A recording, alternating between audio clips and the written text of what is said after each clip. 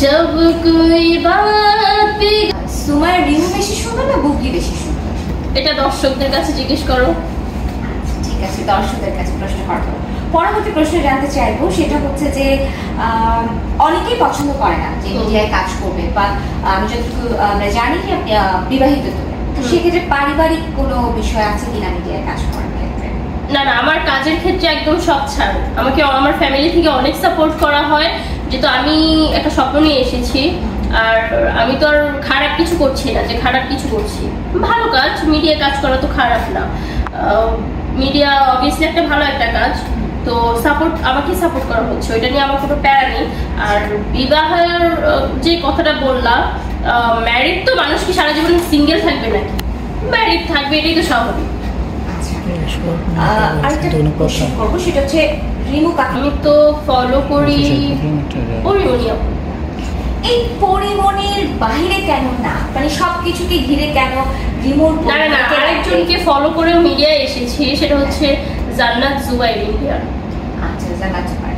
আর বাংলাদেশের যদি আমি বলি যে এই কালে নয়, সেকালে 90 দশকের দিকে যাই, তাহলে কার কথা বলবেন? শাবনুর আপু। আচ্ছা, প্রিয় নায়কের কথা বলা হয়েছে, কিন্তু প্রথম সারিতে সাকিব খান, এরপর আর কে কে আছেন? আছে সিয়াম ভাইয়া আছে, রওশন ভাইয়া আছে, যে তারা খুব ভালো কাজ করছে, তাদেরকেও ভালো লাগে। আর আর ভবিষ্যতে রিমু কোথায় যেতে চায় এবং তার স্বপ্নটা বাস্তবায়নের জন্য সে কি করতে পারে? রিমু সবকিছুই করতে পারে স্বপ্ন বাস্তবায়নের জন্য। যেমন সবকিছু বলতে যেমন পরিশ্রম আছে এখানে। যেমন আমি একটা কাজ করতে গেলে সেটার পিছনে না অনেক পরিশ্রম করি, আর অনেক সময় হচ্ছে ব্যয় করি, অনেক সময় নিয়ে সেই কাজটা করি।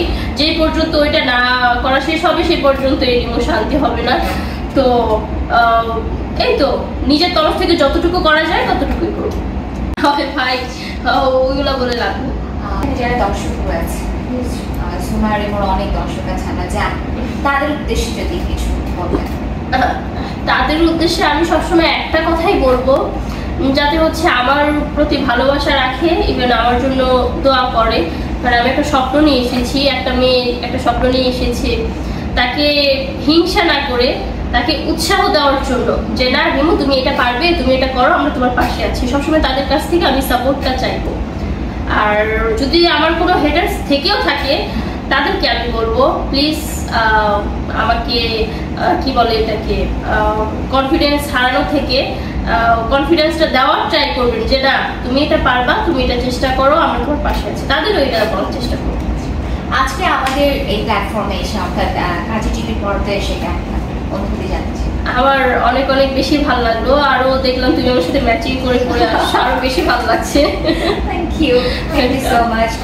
দর্শক বিদায় নিচ্ছি, আবার দেখা হবে। আজকের মতো বিদায় নিচ্ছি, আবার দেখা হবে পরবর্তী আড্ডায়। ততক্ষণ পর্যন্ত ভালো থাকবেন, সুস্থ থাকবেন। তবে তার আগে আমি যেটা জানি যে সুমাইয়া রিমু খুবই ভালো গান করে, গান শুনতে শুনতে আমরা বিদায় নেব। হয়ে যাক গান। ओके।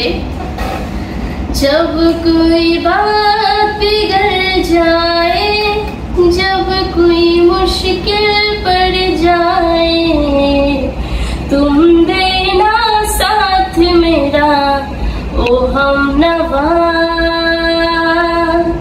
न कोई है न कोई था मंजिले में तुम्हारे सिवा, तुम देना साथ मेरा ओ हमनवा।